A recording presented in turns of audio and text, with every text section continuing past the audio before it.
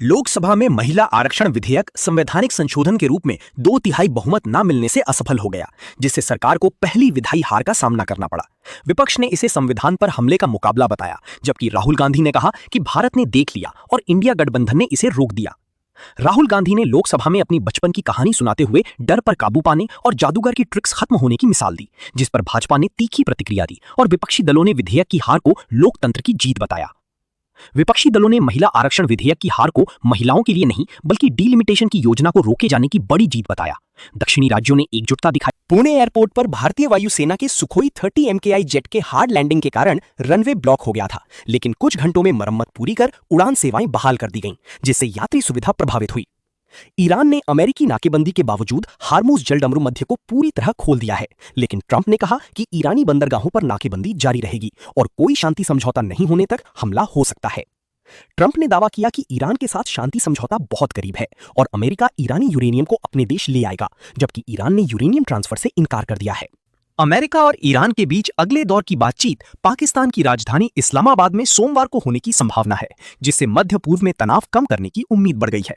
भारत ने संयुक्त राष्ट्र में हार्मुज जलडमरू मध्य में वाणिज्यिक जहाजों पर हमले को अस्वीकार्य बताया और सभी देशों से सुरक्षित नेविगेशन सुनिश्चित करने की अपील की, क्योंकि ऊर्जा आयात पर इसका असर पड़ रहा है। इजराइल और लेबनान के बीच 10 दिन का युद्ध विराम शुरू हो गया है, जिसके बाद ट्रंप ने इसे सकारात्मक कदम बताया, लेकिन इजराइल ने हिजबुल्लाह के खिलाफ अभियान अभी पूरा न होने की बात कही। गाजियाबाद में मुगल बादशाह बहादुर शाह जफर की म्यूरल पर दक्षिणपंथी हिंदू संगठन के कार्यकर्ताओं ने काला रंग पोत दिया, जिसकी पुलिस ने जांच शुरू कर दी है और विवाद बढ़ गया है। नोएडा में मजदूरों के हिंसक प्रदर्शन के बाद उत्तर प्रदेश सरकार ने न्यूनतम मजदूरी में 21% तक की बढ़ोतरी कर दी है, जिसमें गौतम बुद्ध नगर और गाजियाबाद में सबसे ज्यादा वृद्धि हुई है। मुख्यमंत्री योगी आदित्यनाथ ने नोएडा मजदूर आंदोलन पर कहा कि कुछ तत्व अशांति फैलाने की साजिश रच रहे हैं और उत्तर प्रदेश पुलिस ने पाकिस्तानी सोशल मीडिया हैंडल से जुड़े लिंक का खुलासा किया है। भाजपा उत्तर प्रदेश में 2027 विधानसभा चुनाव से पहले संगठन और सरकार में बड़े फेरबदल की तैयारी कर रही है, जिसमें योगी कैबिनेट विस्तार और प्रदेश अध्यक्ष पंकज चौधरी की भूमिका पर चर्चा तेज हो गई है। गाजियाबाद में पश्चिमी उत्तर प्रदेश का पहला अंतर्राष्ट्रीय क्रिकेट स्टेडियम बनने जा रहा है, जिसके लिए 400 करोड़ रुपए की लागत से 37 एकड़ जमीन पर काम शुरू होने की तैयारियां तेज कर दी गई हैं।